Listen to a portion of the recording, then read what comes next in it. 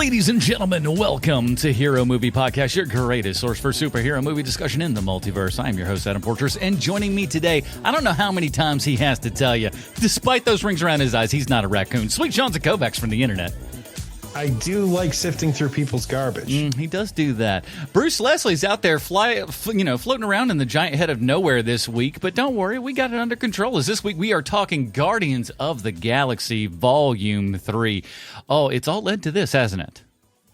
It has, and of the Marvel franchises, I have been on the record that I think that the Captain America trilogy is by far my favorite of the trilogy, of the trilogies.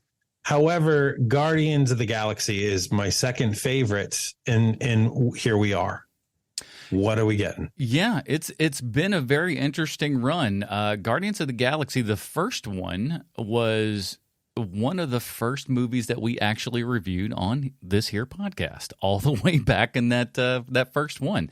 And I want to say that was within the first, probably 6 months of even It HMP, was. You right? and I were still married. Yeah. When we reviewed that one.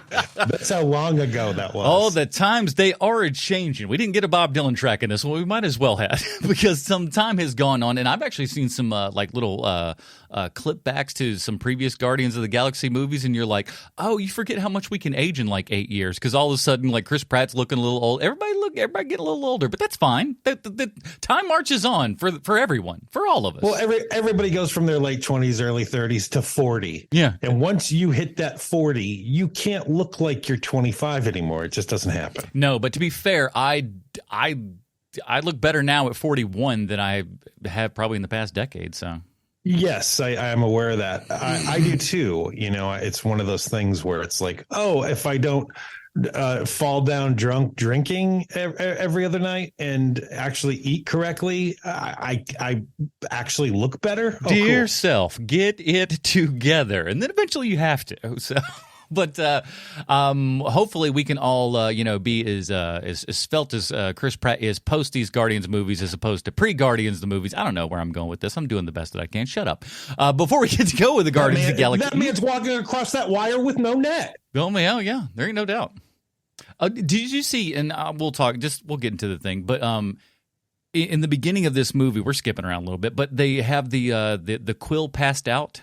Where she's carrying him around, 35-pound dummy. He's 35 pounds. It looks so good and so heavy does. and everything. But I was like, oh man, that's such a great. Check out the behind the scenes. Follow James Gunn on social media, and you can check all that stuff out. But my favorite part about it is that Chris Pratt is confused because he thinks that James Gunn was letting people have their way with the dummy.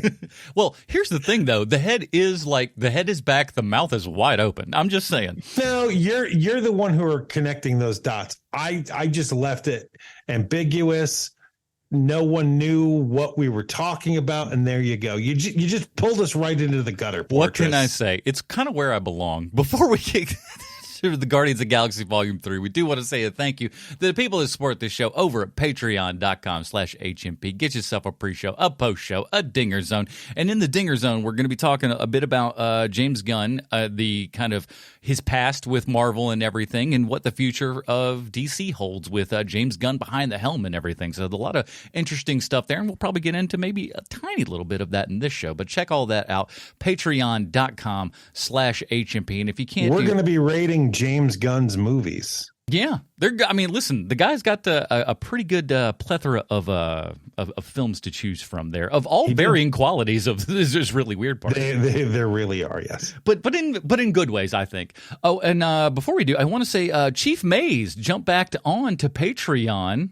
He had recently jumped off and jumped back on, and he is at the $20 level now. And he writes in, Chief Mace writes in, I'm back. I've finished school and tripled my income and ready to see what I have missed. Jumping back into the fray, and that's what it is. People are in, people are out with the Patreons every now and then. But here's the thing: I always say, if you like this show, if you want to see it go along, if you can, support us over at Patreon anytime. Good job. Good job. I'm glad you didn't say it. Whether it's $1 or whether it's $20, whatever it is, we really appreciate that, and we appreciate all of you guys help keeping this show rolling. And on account of it, and I've had to upgrade a computer here, so We've really appreciated all the help we can get. And go listen to all of our buddies and stuff, and we'll talk about them come, I think, maybe next week here. Okay, so let's get it going. Sean, before we get going and everything here properly, I want to say thank you because you are pushing me down an alley. An alley I don't necessarily want to go. Now, for those of you that listen to this program, you probably listened to the first song of the intro of this podcast and asked yourself a good, solid question. What is that? What did Adam just play? I don't understand that. Adam is usually pretty on top of playing very topical and interesting and relatable songs and stuff to the movies that we cover. That's how you think it's going down? That's what I put in interesting. Do you not? I'm sorry. Do you not think that I put in work in every week into choosing the songs? I absolutely do, and you know that I do. I've even stated to you in the past that I think you're doing a great job with that stuff. However, I think that if you're a regular listener to the show, you probably are. It's just background. That said, I am changing things up. So hopefully, because as we had mentioned previously, HMP is also not only just a podcast, but we are also a podcast in podcast form on YouTube as well. At YouTube, check us out, Hear Movie Podcast. If you just go look that up, all of our stuff is up there. But because of the ungodly amount of copyrighted material that I put into this program, none of those things can be monetized. So I am trying to be a good boy and not do any copyrighted material, which is a longest way of saying, this is the reason why I'm not playing a trailer this week, is because I'm trying to be good and not get dinged by the YouTube gods for trying to, I don't know, promote a movie that's already going to make a buttload of money. But hey, why do they need more promotion, I suppose? Anyways, that's the trailer for Guardians of the Galaxy 3. I'll figure a better way to route around this next time, I promise. You know what time it is. It's time for Bruce's Comic Book Connection. Well, this is a real bummer because Bruce isn't here this week. The High Evolutionary first appeared in Marvel Comics. That's all I got. That's about as close as we're going to get. But I will say this. Here's one little thing that I do know. High Evolutionary, and not that it makes a difference, because I certainly don't think it does, and we've got a fantastic actor for it, but the High Evolutionary was a white guy in the comic initially. I think there were a couple of people. I can't even. How dare they? A couple of people were like, he's a black guy now. It's just like who cares what the race of this awful person is? It's just a bad guy. Who are you listening to that's having that problem? I'm telling you, the internet. Well, I mean, are you really taking? Like, I gotta listen to this guy's hot take. Well, let's hear what this gentleman has. I'm not saying I'm giving them any credence. I'm just saying that they are out there amongst a small sect of dum-dums, you know? And correct me if I'm wrong. He is the dude who's playing this role of High Evolutionary.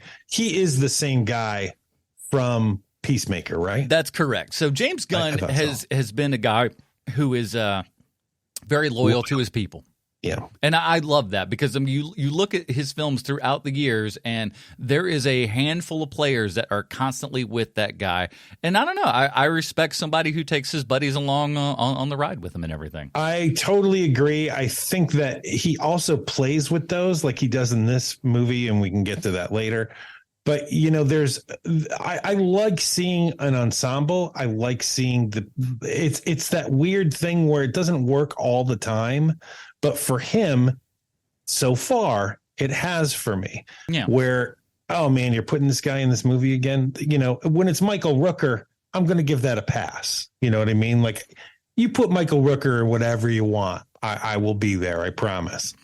And it's the same way with a lot of his other with a lot of his other ensemble actors, you know, and everybody seems to really just get along, which is super important. Yeah. On movies, especially of the size of the movies that he's making. But, you know, I think it's going to be a real mistake when we see Chris Pratt as Superman. I would love that so much, just to see the reaction on everyone's face. Would be like, I don't know that I want to see Chris Pratt in a Superman movie. Actually, I'm pretty sure that I don't. However, I would like to see the the reign of chaos that it would cause. Sean Gunn is Lex Luthor. My word. Oh, God, you're writing my dreams down. I don't know what you're doing here, but I just want to see like that's what James Gunn does, is just rubs his hands together, goes, oh, I'm gonna check this up real big. Watch. Watching this movie yesterday, I came up with a question that I'm sure the internet has asked already, and maybe we've even asked on the show before. But there are moments in Guardians 3 where Dave Bautista is acting so hard and so well that I literally had to ask myself the question, is Dave Bautista our best former wrestler turned actor? And I think he might be. He's rounded. If he's okay, I will crib it this way. If he is not, he is rounding the corner to be that. I'd put it to you that way. Who do you think is in the running then? I'm just Rowdy Roddy. Like it's tough because like there's so many different factors that are coming into play with all this. That's a whole show. Santa Claus with muscles, Hulk Hogan. Yeah, pretty much. Okay, well, before we get to go, let's get into this thing because I forgot to sell everybody on this James Gunn Marvel Swan song. Sorry, buddy. No, it's okay. We didn't have a trailer. See, everything's off, but we're gonna learn it. We're gonna relearn our steps. We'll learn the new processes. We'll figure it out eventually. But if that wasn't enough, let me sell everybody on this James Gunn Marvel Swan song because this sucker has got everything.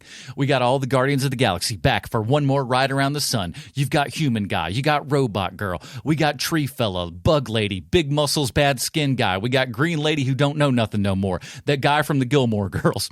You got everyone's favorite, Trash Panda. They're joined by new members of the cast. Black RoboCop, that British guy who always plays great racist, but he's in gold this time, so, there you go. And with muscles.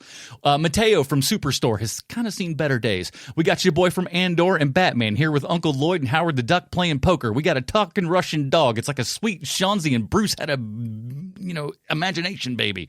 Freaks and Geeks girl. We got the Eloy. Only old nerds are going to get that one. We got disembodied head of a Cyberman. We got slimy creatures, big mouths and tons of teeth. Gratuitous one-shot scenes, gratuitous musical montage, gratuitous friendship and love talk, gratuitous Microsoft Zune, the most underrated portable music player in history. Come at me, people.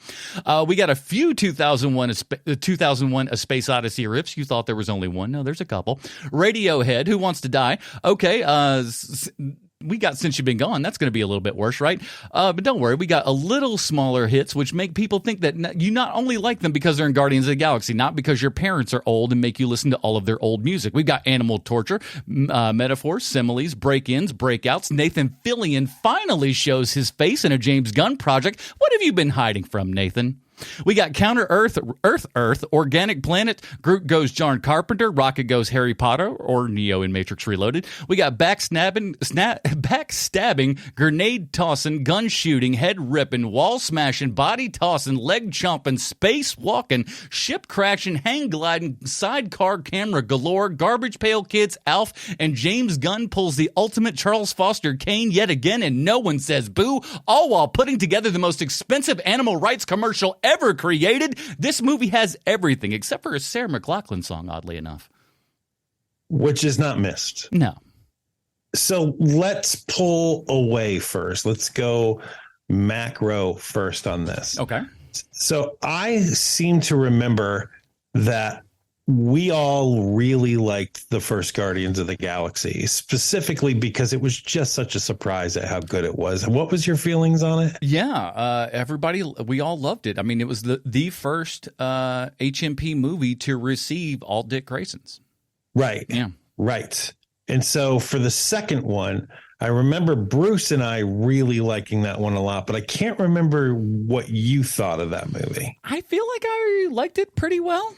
Maybe slightly less than the last one, but like, and I'll tell you, I watched Volume 3 here twice. Actually, oh wow, I snuck in one more today just because I was like, I saw it Thursday. I saw it like Thursday evening or afternoon, Thursday afternoon. So I was like, it's been a while. I need one more refresher. And I think I feel like it the same way that I do a lot of James Gunn movies in an odd sense. And this doesn't, I don't mean this to sound bad or anything, but I kind of go in with a small chip on my shoulder because he's done it so many times, I think, to where I'm just like, he's probably going to screw up something this time. And then you can even watch and you'll see small flaws or like little tiny things where you're like, maybe not, maybe not. But ultimately, when you go back, the sum of the parts really just hits it. And he hits a lot of great emotional parts in all of these movies. And I think that that's something that James Gunn excels at tremendously, is that even though while, you may not like everything in it, there's enough of a through line and shots to the heart that it's always going to get at least a person like me every time. Mm-hmm.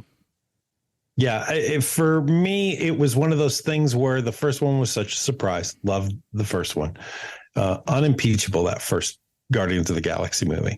The second one, I understand why some people don't like it, but I think that a lot of people just sleep on that movie. That is one of the hidden gems of the MCU, in my opinion. I think that too many people just look right past it. Because there are so many great moments. In the end of that movie, I was bawling, crying, and I'm not somebody who cries watching movies and TV shows. I'm just not that person. It's so great. And so going into the third one, I had expectations, and my expectations were plenty high, just because it seems like James Gunn and Taika Waititi are really the two guys where like, yeah, I'm going to play in your sandbox, but you're not going to love the way that I play in it. And that's what let's put a little pin in that and come back to that later. But yes, very much so, I think.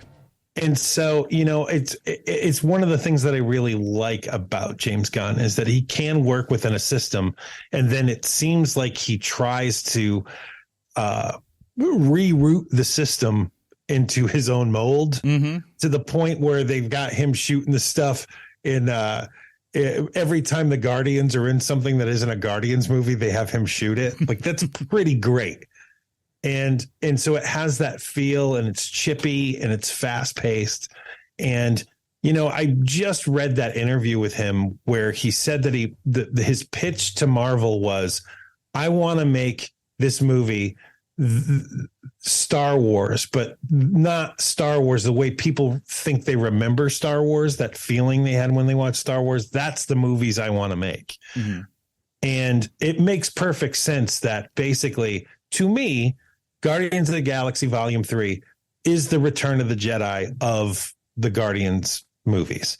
Because for me, I don't think it's better than 2. I don't think it's better than 1. But I do think it's a good movie. It's not a great movie. I think that maybe the second one comes close to being a great movie, but it's just really good, That said, though, of all of them, though, Volume 3, tone-wise, is most assuredly The Empire Strikes Back of all of them. Oh, without a doubt. This is, it's so odd because, and I had that thought while watching this. I was just like, oh, this is certainly not Return of the Jedi as far as theme goes, because for a second movie, that's when you have the darkest of dark moments. But no, we save that till the third one, oddly enough. Yes, there is so much dark in this movie, just dark themes, and it gets way darker than I thought it would. Oh, way, yeah. Although the thing that I also love about Taika Waititi movies and James Gunn movies is that there's so many ideas, right? Like every idea might not hit you right, but it is a different idea than what you're used to seeing. Like, think about just how creative all of these different worlds have been in all of these different Guardians of the Galaxy movies versus Ant-Man Quantumania, where they go into the quantum realm and it's basically the same thing as Earth. It's like, it's just Earth, but people dressed differently. Somehow they still all know English. There's a lot of stuff where you're like, come on, bro. Right. And that's why it's not a great movie. The Quantumania, I think, is the first movie where I was like, man, I think that Marvel is running out of ideas. Like, it really does it felt that way with Quantumania. Yeah. But with this movie, there's so many ideas being thrown at you. Like, whether it's the living tissue uh Planet place thingy, where yeah. yeah, the planet thing, whatever you want to call it, the Deep Space Nine but fleshy. It's a gross James Gunn planet is what it all comes to. When you look at that, Yes. you're just like, this. If you'd have shown me that out of context and said James Gunn, I'd been like, yeah, that seems to make sense. It all adds Yeah. up. Yeah, it's very Hitchhiker's Guide to me when I saw it. I was like, oh, that reminds me of something that might have happened in Hitchhikers. But the ideas, the jokes upon jokes upon jokes, and not all the jokes land, but when they do, they're great. And the secret sauce of this movie to me is just how much I enjoy watching my friends play off each other in this movie. Mm-hmm. You know, seeing Drax and Mantis, and because Mantis was one of those characters where I was like, well, she's kind of a throwaway character, but because she works so well with the Drax character, I could watch them just talk to each other all day, and I love that so much. And seeing even somebody like, you know, like Kraglin come in and out and Cosmo come in and out, but the big one is like the big change from 1 and 2 to 3 is just the role of Nebula and how kind of under the radar that character has been, and how much that character has to do now versus the first and second one. Oh yeah. Well, that's especially with like you know, the first and second ones and stuff like that, and having, you know, come off of seeing her in Doctor Who specifically, it's like I'd seen how much range this girl has. So I'm just like, boy, really, we're kind of wasting her just putting her down to this kind of robot character. But good old James Gunn had his eye on the future and goes, hey, we're going to have characters. And here's the thing. All of the characters over the course of these 3 movies, they all evolve. And it's really great to see that, and to see that somebody was clearly taking that from movie number 1 and saying, here's the through line for where these characters are going. And I thought that was great. And we'll also talk later, of course, about how some of that stuff got screwed up and James Gunn's reaction to that. We'll get into it. Oh, good. Very good.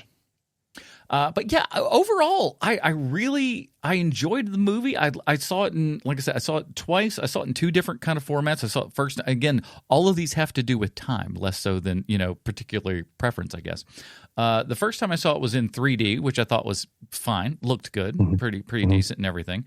But the sound was a little bit low, so I kind of wanted to also get some better sound. So I went to the another theater that's a little bit closer, a little bit nicer, but has Atmos and everything. So I saw it in 2D and Atmos, and that was really great. But so I just it shows how much James Gunn cares about like sound and picture quality. Like when you can see it in some place that's actually shows it the way that it's supposed to be seen, it's like, oh, you see how much somebody cares about these things, because especially just like a lot of the Atmos stuff coming from, you know, over top and stuff. I just wanted to throw that out there as kind of some technical nerdy stuff, but very cool. Can't wait to get this at home and kind of tweak and play with it more on my personal system. But to put it into layman's terms, the thing that I really liked about this movie was that, because it's a very loud movie and people are screaming at each other all the time, but when the sound effects go off and someone is speaking, when the sound effects go off, your eardrums aren't bleeding,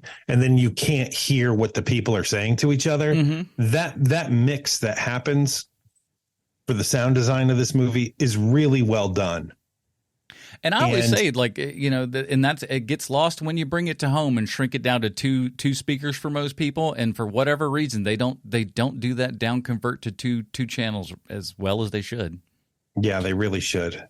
It's one of the things that I kind of don't want to see Oppenheimer for is that I don't want my eardrums to bleed watching a movie. I will say this, though. That was a trailer I did watch because I'd only seen the teaser, and I'm like, I don't really know what to expect. Oh, that trailer got me so hyped. Oh, it looks amazing. Oh, so good. The 2 movies that I got trailers for watching this movie this week was that I was like, oh man, there's no way I'm not seeing that. One was Oppenheimer. I'm making jokes, but I'm totally going to see that movie. And the other one is a movie that I wish I could live in, which is Asteroid City. I want to live there. I want to exist in that world. It looks amazing, and I want to be there. So good. But ultimately, I just getting back to this, I was surprised. Now, what did you think? Because this has been a complaint for a lot of people. we are almost at a 3-hour runtime with this bad boy.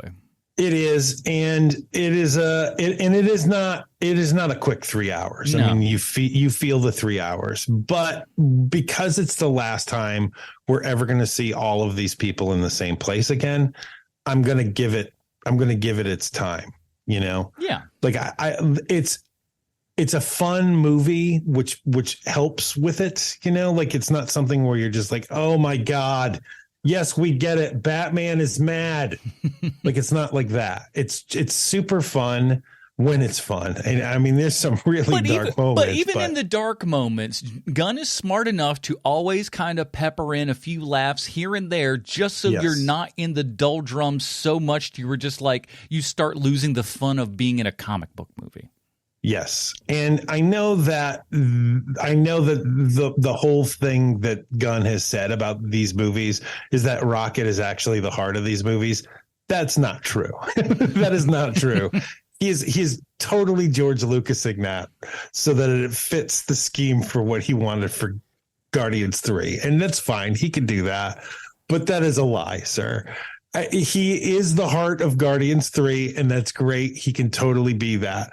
But there is no way you're going to tell me that guy is the heart of the movie in the first Guardians movie. There is just no way. I'm like, do you want me to tell you who opens the first Guardians of the Galaxy movie? I got a good hint for you. That's the guy we're all following.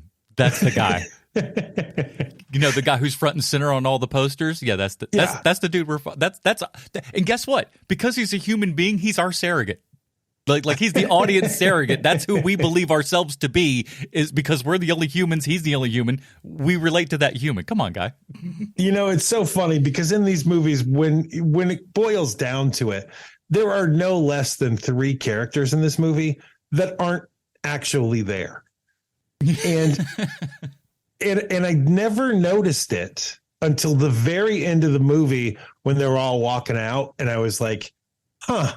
There's 3 people who aren't actually there, and I didn't notice it whilst watching the movie, which is a good one on you, Mr. James Gunn, because I am the first person these days to be like, that guy's not there. That's not a place where they're actually walking through. Like I especially when it comes to something like The Mandalorian, where I'm like, well, they shot that on the volume, you know what I mean? And so to have 3 characters they're so vastly different from each other, and to have them be main characters in your movie, it's just so crazy. Yeah, it's great.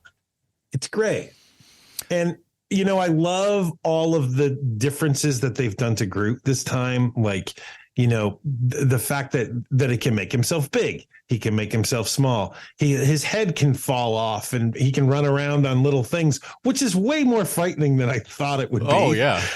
Man, that is creep town when that starts happening. But I love that there's ideas on ideas on ideas. You know, you think you know everything about these people, and while that's true with Quill and with Gamora, it's not true with the other characters, because we really don't spend a ton of time with them, even though we spend a ton of time with them. And you know, I know that we were talking about, I got to tell you, we're going to be hopping all over the place, and I'm sorry about that. But Batista, when remember we were getting those rumors like, oh, you know, Drax doesn't make it to the end of the 3rd movie. Yeah. And I was like, that is a real bummer, because I would love to see him show up in some random thing like the Marvels this year. It would be awesome if he just randomly showed up in that. That would be amazing. He's not going to, but it would be amazing. But he's gone into the character so much, and his kind of like, for a character that, like, let's be frank here, no one in the general movie-going audience knew who what this character was or anything about it, has really taken it and actually he's injected life into this character, gave it a sense of humor and a sense of fun in everything that, you know, because when we see a lot of these big, giant, muscle-bound characters, a lot of times we tend to just kind of want to go like, oh, that's a big dummy, and like, blah, blah. But no, he's got a sensitivity to that character while you know, having a bit of vulnerability and a bit of funniness to him. And there's a slight sense of sadness that's always kind of like ever present in Drax. That's always just kind of there under the surface. Well, his wife and child were murdered in front of him. But that's always kind of there and stuff. And I like when when Mantis goes and like, even though she goes, oh, we don't do these kinds of things to our friends, but she's constantly trying to have him forget all the horrible stuff that's happened to him. Yeah. And, as someone who read the Drax stuff, especially in the 90s when everything was awful, especially the space stuff. Oh, my God, it was so bad. But Silver Surfer had this weird run where maybe for 12 issues, it was really great. And so I would read it. And then there'd be a Drax the Destroyer issue. And I'd be like, jeez, because all that dude did was talk about how much he wanted to kill Thanos. That's literally all he ever, that was his goal. That's all he ever spoke about. And so it was like, man, you're not going to kill Thanos. It's like it's not going to happen. You're just a big dumb guy. That's not going to happen. And so to have this character that I was never a fan of. Oh, and with Bruce not here, there's your comic book connection. Hey, look at it. Look at me. So to have it go so far the other way, where I love the MCU Drax, and I know that they've changed that character since. I don't really read I haven't read a Guardians book in forever. You and forever most people. And ever. Yeah, but I know that they've switched up the characters now to where they're way more like the movies are, and they should. I mean, these characters are great versus your books that no one ever read. And so it's one of those neat things where hey, these characters that you don't care about at all are going to be some of your favorites in the MCU. And so when you, to get to my initial point here, so that when Drax is still alive at the end of 3, I was like, man, that's so great. I am so glad that they didn't kill this character off, because they've done so much work with this guy. Let's keep this character still in the universe. It's great. Well, in several points throughout the movie where people and again, it was kind of a great thing that we know that this is kind of like the last, all in Guardians movie and everything. So when people got injured, it felt like there were some stakes. Yeah. It was just oh, snap, somebody may actually die in this movie. But I'm also glad the fact that we just also didn't just, go. It wasn't James Gunn salting the earth and saying no one touches these characters ever again. No, as a matter of fact, if anything, having everything go back to 0 so that somebody else can play with these characters later is a great thing. I'm really glad that they did that. And it feels like something that James Gunn probably already had in his head before he left for DC, because this script has been done 5 years ago, right? I mean, this script's been around forever. Yes. Now, so let's get into this, because I think this is important, and I think this also goes to a part of the theme of Guardians of the Galaxy and may help. I don't know if explain is the right word, but we need to talk about it. I think Gamora is Marvel Studios. Say what? I think Gamora is representative of Marvel Studios. Oh, wow. Really? Yeah.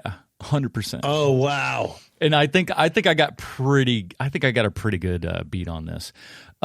So Gamora dies, and that was not a want of James Gunn. This was part of the Marvel cinematic plan, if you will, the Feige plan. Right. And that was not a thing that was on James Gunn's table. He was not a fan of that. He did not want that to happen. Let me stop you there for a second, because he has said previously that he wanted to kill Gamora in the second movie, but he got talked out of it. But continue. But bringing her back in and everything, and just having that relationship, and him always kind of wanting to kick that relationship back into gear, wanting to see that go. And he has to, the whole movie is Quill having to come to the realization that the thing he thought was once there, and it's not there anymore. It's done. No. That time is finished. He's got to move on to something else. She's moved on because, she wasn't attached to this guy in that way and everything. So I don't know. To me, it felt just like that whole relationship felt like James Gunn letting go with Marvel and him kind of just that whole speech about how, oh, you were gone and all this stuff. That the elevator speech was basically him going, man, Marvel kind of screwed me on this, and here's what I've got, and I'm doing the best with what I can, but this is kind of it. That's what it felt like to me. I love this idea. I think that you're on to something. If you go back and watch it again, specifically when they're riding in that elevator and he's kind of breaking it down for her and the girl that's the red-skinned girl that gets him into all the stuff, when he's going through giving that speech and the whole cliff notes for that stuff, I feel like that's James Gunn just going like, Marvel kind of screwed me over, but here's what it is. Yeah. And him kind of moving on and him going into DC is that new step for him where it's just like, well, I got to leave my friends behind here and go off onto new crazy adventures. See, I don't think he is. I think that we're going to see half of the cast of Guardians of the Galaxy in DC stuff. No, I'm talking about James Gunn. Right. But I think we'll see those other things for sure. I think the cast members will show up in other stuff. But this was James Gunn's way of saying, like, listen, guys, it's been fun. Y'all let me do what I can for a while. We had that great, wind-swept romance and everything. But that time is gone. You don't see me how I see you anymore, and it's time for me to go. Do you think that lady from The Office is just like, man, I cannot believe this, because they used to be married?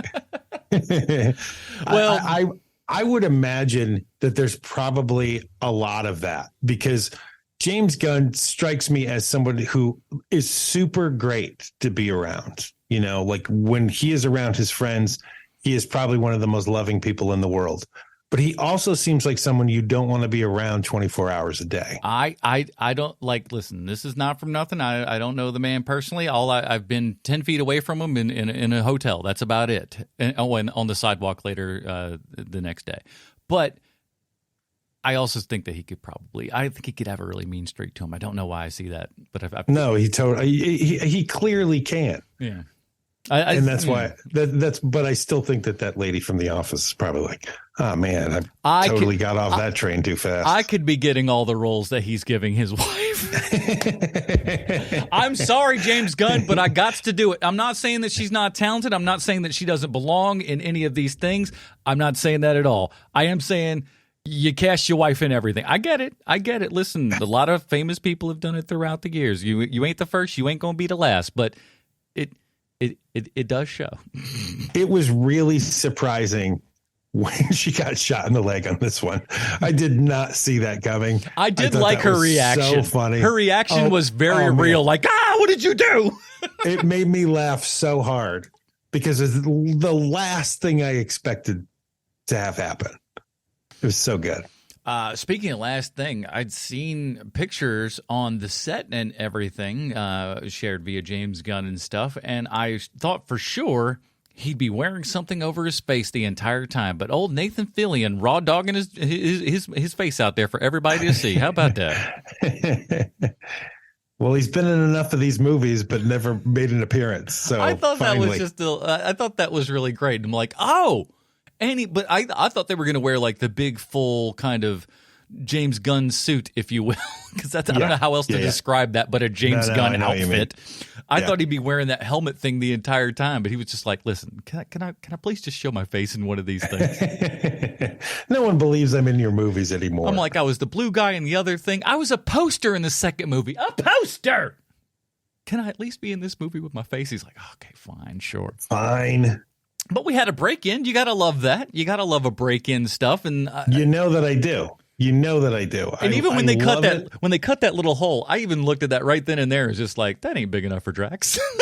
I knew that the second that they cut that hole open, I'm like, he ain't getting through I think they're really smart with the marketing on this because truly the takeaway for me, like when there's snapshots in my brain while thinking about this movie, it's going to be them in the multicolored spacesuits, like jumping towards the planet, then being there, and then and Mantis can't get it right, and she's flipping all around. That is a huge theme that I noticed this second time with Mantis. Mantis can never fall correctly. She's Right. always landing on her head or in a weird, just a way that would just jack anybody up, but she never lands properly, and it's great. That one time she lands and I thought she broke her neck. Yeah, some hard lands, and you're just like, oh. Speaking of which, in that fight scene in the hallway, one of Marvel's best ever. Yeah, it's good stuff. Just incredible scene. But the level to which that Nebula gets eviscerated and then pulls herself back together is so like this side of Terminator 2. And there's also something where, like, because she doesn't feel the pain, I was like, man, like, she is really just getting completely obliterated here. Yeah. Like her head is going backwards on her body at some point, just slumping down lifeless. And you're just like, holy crap. And then it's just kind of like all right, now I'm fine. And it happened more than once because there's that one scene where they're done with their mission, like an earlier mission. Holy cow. Whew. I just had... Give me a second, sorry. That's all right. Sean's dying on the internet, but at least we're going to have a cool recording about it. You know what I'm saying? We're like, we can play it back in court. Ooh, and he's gone. God bless. Man, that was crazy. That's all right. You okay? Good deal. Oh, yeah. All right. Fine. Just want to make sure you're all right. So, you know, like her uniform is completely torn up. In one of the earlier ones, when they have those cool blue uniforms on. Mm-hmm. And she has nothing but bullet holes and like laser shots all over her.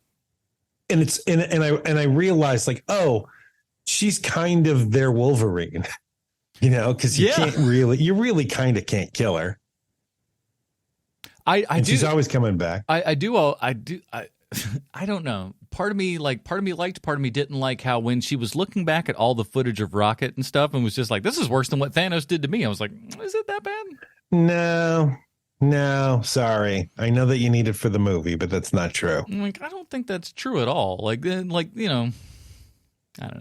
But okay, so let's talk about all the cute little furry animals in this film and how they're sometimes not cute and furry, but still somewhat cute and furry though. I liked all the flashback stuff. I think we probably had a little bit much of it. I think I agree. I agree. There's probably one or two too many. You could tone it back, and you'd still. I don't think you would lose anything from it. I really don't. But I mean, that's just James Gunn wearing his heart on his sleeve. Exactly. He's a big animal lover and everything. So like, and again, like I said, it's kind of a joke, but at the same time too, he's a big giant animal rights guy and everything. And so this is something that is clearly on his mind, and he's got a giant megaphone right now. And he does it, but he also does it in a way that's not awful preachy, It's not terrible. We don't get, like I said, we don't have that Sarah McLachlan song. We don't have to have something that sits us down and goes, boys and girls, this isn't good. We know it's not good. Because they show us. They show us instead of tell us. And I thank James Gunn for doing that and not giving us, an after-school lesson. Well, I don't think he'd ever... I don't think he'd ever do that. Unless again, he is showing signs of Lucasism here, maybe later. Oh, you never know. Listen, we haven't given him the full reins of everything yet. He's just been able to direct these little Guardians movies. Now we're going to Guardians. We're going to give him free reign to do whatever he wants on anything now, and for good or for ill. We'll talk about that. We'll talk about that on the post show. But because I have a lot to say about the post show, but what vibes these animals were giving me are Sid's toys in Toy Story. Oh yeah, for sure. The next door neighbor kid, how all the toys are all messed up and they're still like scary, but they're actually even more gentle than Andy's toys. Oh yeah, we got teeths with the eyeballs and everything. You're like, oh my Lord. The little bunny with the mouth and the spider legs, you're like, geez, I'm crow. We got nightmares for days. But again, that goes back to the point where they're doing it. One of the few little things I got to kind of ding James Gunn on a little bit here, because I said that he didn't make this into an after school special where we're told about the cruelty of animals and all that stuff. That said, there were no less than 2 lines in this film where we specifically and explicitly say out loud, "Friendship is good. I like friends. Friends are good." And you're like, yeah, okay, all right, thank you. I think we all knew that by the scene we just saw.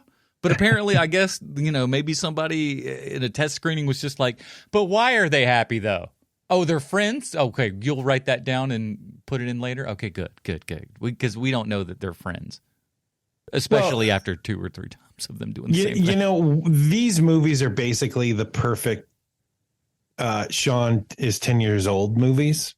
Mm-hmm. Because they are exactly like the thing everyone gets wrong when it comes to kids movies and family movies. The thing everyone gets wrong is erring on the side of bland, right? Whereas like all of the stuff that I loved as a kid there was a little creepiness to it, Mm-hmm. Like, and I'm thinking about like, it's hard to believe now, but in A Christmas Story, the reason why that movie became so beloved is because there are so many moments in that movie where you're like, well, that's the creepiest thing I've ever seen. And so that's what this movie does really well, is that like when it's gross, this movie is incredibly gross, but it's gross in a way where you can be 10 years old and be like, blah, and it's not going to live in your head forever. Right. No one's likely going home with nightmares about this stuff. And if they like the worst they could do is be like, "Oh, I need to be nice to pets." Right. This isn't the scene in Superman 3 where the lady gets eaten by the computer. Like that was nightmare inducing for years for me. This is like, "Oh, that's gross." Ha ha ha. Like that kind of gross. Yeah. This wouldn't even have the effect that Large Marge had on me as a child. That gave me nightmares. Oh, buddy. Large Marge sent you. And I saw, like, the first time I ever saw, like, that's the first movie I remember seeing on the big screen. Oh, wow. And so you can imagine seeing, a giant 20-foot scary Large Marge head as a, 6-year-old. That's gonna frighten the crap out of you. I don't care who you are. My coworker 2 weeks ago told me, "Oh, hey, I know that you're a big Pee-wee's Big Adventure fan. Did you see it?" I was like, "Oh, it's playing? Where's it playing?" He's like, "Oh, no, it was playing last week." Oh, well, yeah. Then thanks, buddy. Thanks for that. Thank you for that. I would have loved to have seen that. If I had the time, I absolutely would have gone. Oh man, that's the best one. It's just like that reminds me of like when I was working at the TV station and they were just like, "Oh, hey everybody, remember Friday when everyone was here getting pictures with Conan O'Brien? Here are all those awesome pictures. Adam, we didn't tell you that he was here. Sorry." Thanks, guys. Still bugs me to this day. So there's a few people that we haven't spoken about yet, actors that we haven't spoken about yet when it comes to this. One is Bradley Cooper as Rocket. And I love it. I can't believe how great he is in this role. It's kind of unbelievable how good he is in a role where he should be it should be a nothing kind of thing. And he is giving it 1,000%.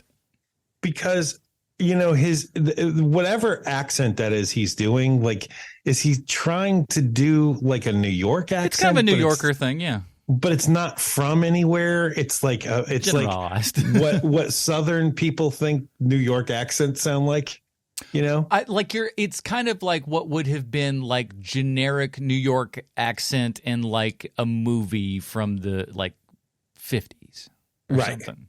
Right. Like this is the kind of thing that I would hear in a movie like Guys and Dolls. It's not quite that bad. Come on. Come on. Now, he ain't calling anybody dames, all right?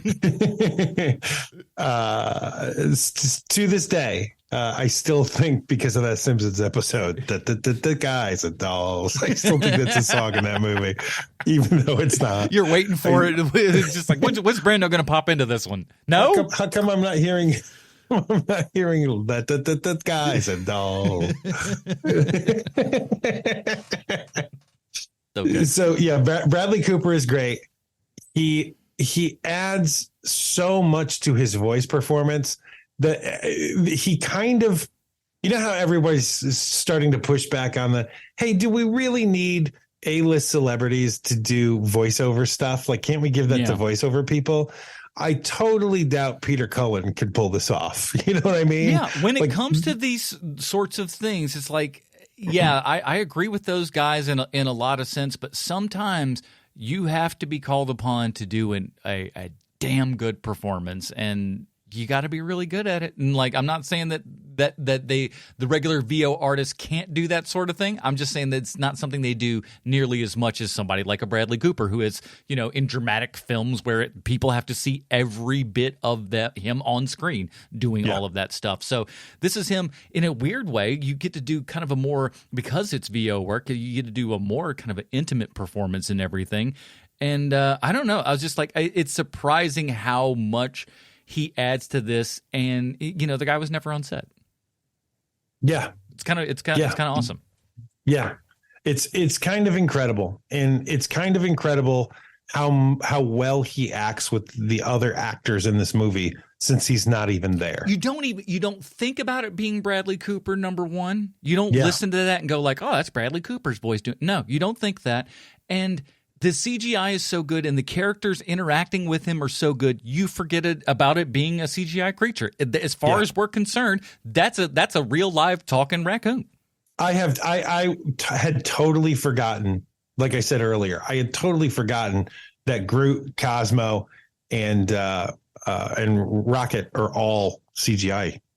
Completely CGI. You forget about it because it's just so darn good, and you're like, all right. But the other things around it help sell it so well. And I think that's another thing that James Gunn is very smart about, is just going like, hey, if I'm going to do this one thing, I need to also do these other things to help balance all that stuff out. And as we've seen throughout, really movies over the, decades, is that the best is when you have an amalgamation of all the things that work, not just one specific thing. Mm-hmm. Yeah, agreed. The two new characters to this movie, the guy whose name I would. No, got a little internet problem there, a little internet hiccup. Chuck Woolery. So we had a little. You start. Back? Nope. There we go. Let's try it again. One more time. Okay. I am testing my microphone and testing the Adams internet to see if everything is working correctly. Yes, we are good. We're rolling. Make that point again. So, the guy who plays the evolutionary, I'm going to butcher his name. Oh, it's a tough one. We'll learn it one day. I always say, we learned Chiwetel Ejiofor. We will learn everybody's name. We just need a couple of rounds of it. That's all. That's true. You're not wrong. So for right now, because it's the way that his name looks to me, I'm going to call him Chuck Woolery. It certainly looks like that, doesn't it? It does. I'd at least call him. I'm sure they call him Chuck on set. Oh, you would think or they have some other like cool cutie name. For him. Yeah, exactly. Yeah. And he provides a great amount of menace in this movie. He's actually menacing, which I think is a problem that happens a lot in Marvel movies. He also doesn't have the power set. It's a power set we've never seen before, which I think is great. I love when his own people turn on him and he kind of just flexes and then kills everybody in the room. I think that's amazing. Mm-hmm. And it shows you power set, and that, hey, this guy, he is probably one of the worst people in the MCU, but he also is incredibly powerful. He's not just awful. Yeah, and he's smart, and he's, he's one of the most dangerous villains, one of those ones that's really smart and kind of almost has it all together in a lot of ways. Yes, I mean, with the exception of trying to perfect everything. Well, yeah, he's not quite gotten to everything, but like as far as his plan goes, he's going in a forward direction for him. And it's like, oh, okay, well. But when I saw him on screen, obviously we'd seen him in Peacemaker and stuff, and so I knew he was like a James Gunn buddy and everything. So I was like, okay, but I wasn't quite sure because his Peacemaker role's fine and everything, but nothing that would make you think that this would be the role that you would get. But you're absolutely right. He was so good. I questioned for a little bit, but after 2 or 3 scenes, you're like, oh no, this guy's killing it. He is coming through, and so much again. more emotional range than you see in the majority of villains within the MCU and stuff like that. You felt menace. You felt like you had an idea of what his goal was, where he was going. You know, we actually have motivation, which in so many of these things, believe it or not, is hard to find sometimes. Well, it's a double motivation. One's a secret motivation, which is neat and not something you get very often in the MCU. And so, you know, having this actor, having Chuck Woolery perform at this level and standing against, you know, these people who have been working together for 10 years. And he seems completely normal in this role. Yeah. Whereas I think that even with something every so often, like, you know, I love the Game Master. Is that his name? In Thor Ragnarok. What is that character's name? We're not talking about the Collector, are we? Because that's a different thing. But he's not in that one, I don't think. Right. No, it's the one with dude from Jurassic Park. Oh yeah, that is the Sam. No, it's Jeff Goldblum. Jeff Goldblum's character. What is I can't remember. Is he the Game Master? I can't remember his name. Oh gosh, I don't know.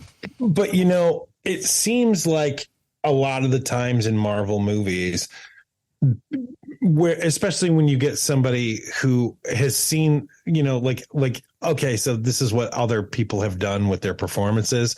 Like you know, they want to go a different way with it a lot of the time. And so you get something like that where, you know, like Jeff Goldblum just being Jeff Goldblum for the entire movie. And that's fine. He's Jeff Goldblum. That works for him. But for something like this, to make this character not funny at all, I think is a smart choice. That's the way that needed to go. And to have him not be, he's more Darth Vader in the first movie versus Darth Vader in the other two movies, because Darth Vader in the first movie is yelling at everybody and choking everybody. But in the second and third one, he's very understated, and the menace is implied. Whereas this character is constantly yelling at people and constantly killing people, and also just being, you know, generally terrible by mutilating everything that he comes across. But it's an interesting version of this, because this isn't something that we get very often in the MCU, which is bad guy who's actually really bad and doesn't have like a motivation of, you know, like, well, my parents were killed, and so I don't want to see anyone die anymore. You know, like that kind of thing. And this guy's just basically like, God doesn't exist, so I'm stepping in and yes, I'm becoming God. I'm like, oh, that's always the sound of somebody who's got a really good, solid plan. Which is what makes it great, which was what makes this villain a very good villain for a change. You know, it's not something where it's like, oh, man, he's got the same power set. He's got a suit that looks a lot like his. Like, it's just a completely different thing. And that's why I liked it. But we've got to talk about my favorite character in this movie, which is Will Poulton, played Adam Warlock in this movie. So what were your thoughts of this? Because I know you're a Warlock guy from the day. I like the character of Adam Warlock, but Adam Warlock was used to try to defeat Thanos. Mm-hmm. And in the 90s specifically, maybe even in the 80s, I think the character was created probably late 70s, early 80s. But in the 90s, they used him a lot because they used Thanos all the time, too. And so Warlock was always going up against Thanos. And the character spoke like, you know, in grandiose terms. And it was sort of like Space Thor a little bit, like the way that they treated him, you know, not the thy and thine and stuff like that, but more like he spoke loudly, like that kind of thing. Did he ever get his own font or a special word balloon? No, he wasn't like that. No. But it was really, we save that stuff for like Vision and Spawn. yes, that's a Spawn.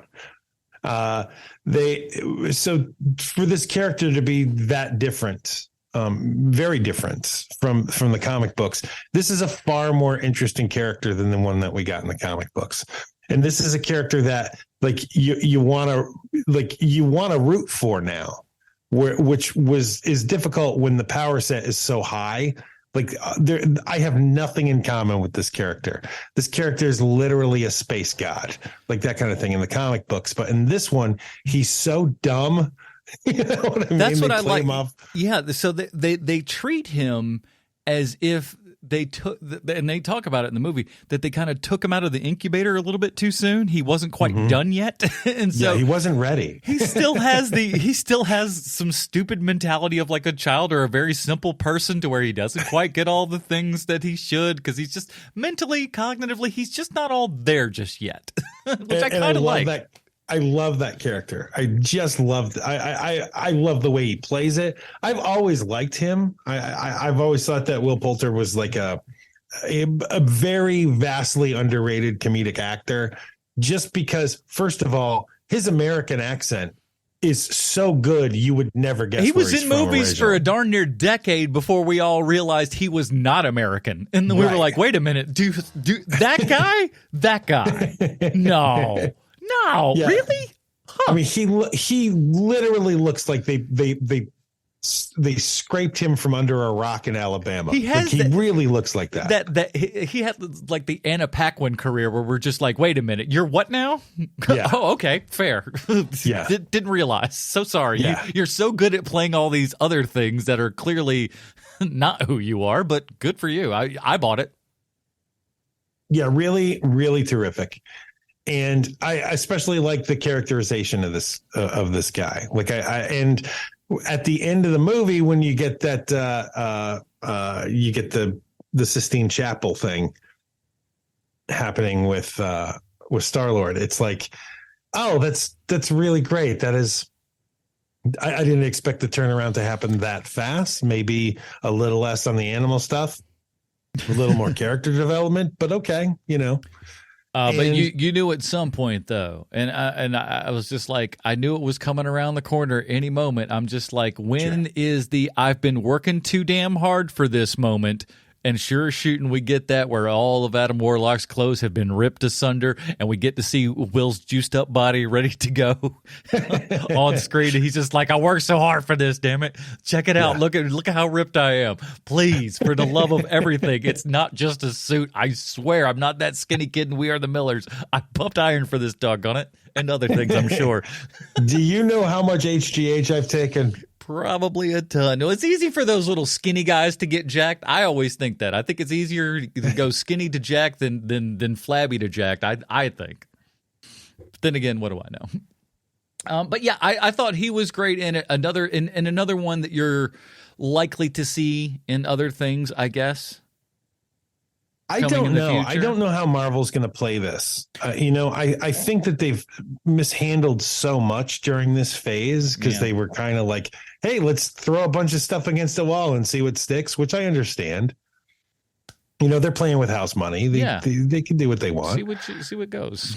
but I got to tell you, having basically Freaky Friday, but with the Marvel ladies, like that's great. I got to say, that's another one where I watched that trailer for the Marvels going like, get me excited for this. I needed a little fuel, because I'm just like, tepid was how I would describe going into that movie.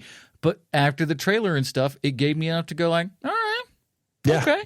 Yeah. I'll check that out. That looks like it might be some fun. It looks like they're having the nice interplay within the characters and stuff. And, hopefully Marvel is learning from these things. That's what ultimately I think, and you can back me up on this, that's what we hope from all of these things, be they good or bad, is that Marvel, DC, whomever, learns from their mistakes, learn from your successes, learn from your failures, and then, and adjust accordingly. Yes. And that doesn't seem to be happening. Not all the time, but No. at the same time, too, though, it feels like there is a little bit where they're kind of pumping some brakes and stuff, and hopefully that will end up being a better thing for the rest of us. Yeah. Fingers crossed.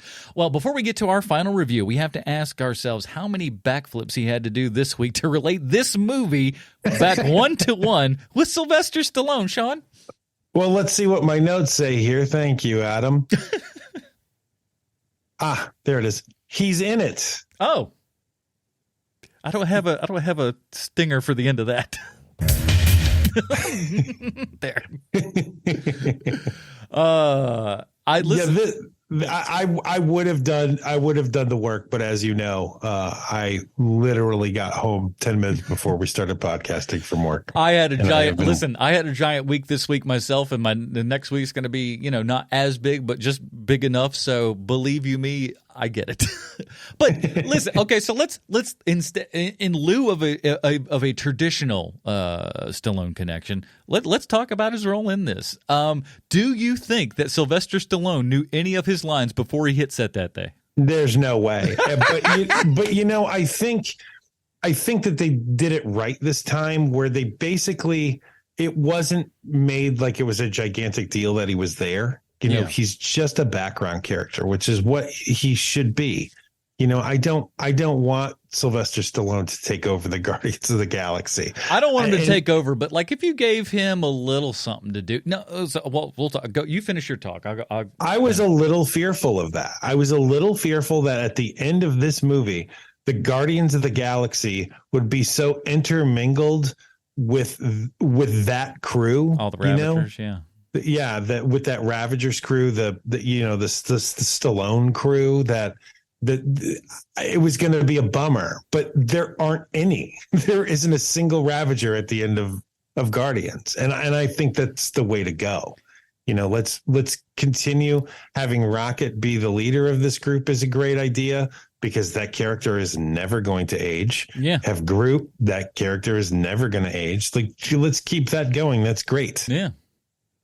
I think that I like the little bits that he's in this. I like those characters, like the red guy that does like the emoji with the Doctor Strange thing. Yes, that's a real guy from comics, and he was a Sorcerer Supreme in like whatever area he was at. Oh, cool. Stuff. So I saw that on the internet. It's like, oh, this is a real dude who was a Sorcerer Supreme. So all that kind of, the little portals coming in and stuff like that. I thought that was very cool. And at one point, before the whole James Gunn firing debacle, as it were, people forget about that, but fired and then rehired because he was fired for a very stupid and silly reason. One of the few to come back from that in a nice way, which was good. But Gunn was actually going to do more of the kind of space offset sort of stuff that would have to do with like the Ravagers and stuff. Like he wouldn't, from what I'm to understand, wasn't going to direct or anything, but may produce stuff like that. But obviously that's not going to go forward at this point. But would have been an interesting route to go down. Because I don't know, I liked when all those people came in on the ship and stuff, they all looked interesting enough. Yeah. Where it was just like, cool. oh, look, yeah. Look, they're cool looking, but he did it correctly and made them basically like the bounty hunters in Empire Strikes Back, where like, these people look really cool. This is the last time you're ever going to see them. Let's move on. You probably don't like, yeah, exactly. It's like you hang out with them for a weekend and they're horrible people, but like, for 5 minutes on the red carpet, they're really cool to meet. Well, it's the original Guardians of the Galaxy lineup, the one that I read, and it's not like I read a ton of them. I think I read one or two, more than likely just the one, because I found it boring. And those characters, there's nothing to them. Like there's not the interplay. There's none of that stuff with those guys. And so to have them still in the universe, that's great. Maybe they show up here and there from time to time in some other space thing, and that's great. But we don't need an hour and a half, 2 hours, or in the case of Guardians 3 hours of living with these people. We don't need it. Yeah. But we do got a lot of interesting characters and stuff now. We got like another cameo from Howard the Duck in there. Which, obviously, again, I think that's in an odd, strange way, is even though we're talking about live action stuff, I think all these CGI and animated creatures may be the route to go for Marvel in the future. Like kind of, hey, listen, none of these cats ever age. We're going to start. They're already talking about, owning voices of people beyond the grave and stuff like that. So, Gee, I wonder which actor we're talking about specifically when it comes to that. Could be anybody. I would imagine it's James Earl Jones is what we're talking about. Well, he's one of them. I mean, and I'd talk for years about, we need to get, Peter Cullen to read every word of the dictionary, because who else do you want playing, Optimus Prime? But Listen, it's like anything. We all thought, like, I don't know, people like me especially was like, oh, Mark Hamill is the voice of the Joker. I'll never be able to accept. But you watch other animated things, and eventually you just go like, nah, that's the voice that's doing the Joker. You just kind of got to get over it. But we haven't quite got over it completely because we gotta rate this bad boy, Sean. We didn't do that. I almost went to the outro of the show before we actually rated this thing. Because I think, let me tell you why. Because I'm a little bit on the fence with this one. Oh, really? I really like it. I like it a whole bunch. Like I said, I've seen it twice at this point. So and you know me, big blubbering baby. All you gotta do is start talking about friendship. You throw animals in there. That's another thing that's on. My God, what do you do? Like I'm crying over calling a dog you're a good dog. Oh my God, shut up! Just shut up with that. Oh my word. But it doesn't quite reach what the other Guardians movies did. But again, I feel like there's a decent chance that this thing might actually grow on me even more. Because while it is this very dark and somber Empire Strikes Back level of all of these movies and stuff, because even though we end in like a decent place, it still feels pretty dark. Because even Empire, while, it's a feeling of loneliness at the end there. They're kind of staring at the ship flying off and everything. It's a bummer ending, but it still feels kind of hopeful. This has that same, again, sort of thing. You're kind of hopeful, but it is kind of all done, and things were still pretty crap. So I'm going to go a reluctant Dick Grayson on this. Maybe just a low one, just because I really liked it. But yeah, that's where I'm going to go. Yeah. I think there's too many flaws in this movie. And there are. I'm not saying, and like all things, even a perfect score is never indicative of a perfect movie, because such a thing one could say doesn't exist. Yeah. So for me, it's a Tim Drake. Mm-hmm. Although I do have to say, one of the shining things that this movie has going for it is that its post-credit scene with him eating breakfast with his grandpa is one of the best post-credit scenes that I've seen in a very long time in a Marvel movie, where he's like, so I don't want to mow his lawn. There's another, his son lives with him. He's an able-bodied 45-year-old man. Is he just going to sit there on the porch staring at me as I mow the lawn? It's so funny. It's so well done. And it's such a human moment that I just really, really love that scene. And I think that when it comes to Marvel movies, like, we need more of that and less of a, hey, guess who's coming next? Like, we don't need that anymore. There are way too many characters to have to follow in the MCU at this point. We don't need to do that anymore. Leave people with a laugh. Leave them with a laugh going out of the theater, as opposed to them searching quickly, because this is true, searching quickly for their phone so they can figure out what the hell did they just watch. Right. Leave them with a joke. Leave them with a joke. Leave them with something funny. Even if it's something that's like this, that isn't like, hammer on joke, but it's more of that kind of subtle joke, and the extended sound of eating cereal into the stuff. Like, it's not a joke for everybody, because I could feel people in the audience, some did not care for it. So we're like, what the hell did we just watch? But I think it's amazing. That's what's fun about it. It's like, that's what I want these things to be. I don't need them to be the next breadcrumb to, frankly, the next ticket you want to sell me. I've already bought the ticket in my mind. I host Hero Movie Podcast, for Christ's sakes. You've got my money. You don't need to sell me on it again. Just we'll go. We've clearly proven it. And after, what they say, I think $114 million this weekend for this movie. Pretty good. Pretty good in the landscape of films that we got going right now. Exactly. So, good on James Gunn. We'll talk about more of the future of where James Gunn is going to go and stuff in the Dinger Zone. So do check all that out over there, and then we'll see what Bruce thought of this movie next week. So sorry, he had a lot of stuff going over in the Leslie house. Let me tell you, but good stuff. We'll be talking about what we're going to talk about next week in just a minute. But Sean, where else can we find our work on the internet? Oh boy, we've got a show called 30 Questions where we kind of dissect every nerdy property coming out of Star Wars and Marvel. and check that out. And our next show is, what is our next show? Ooh, Secret Invasion? Secret Invasion is coming up, yeah.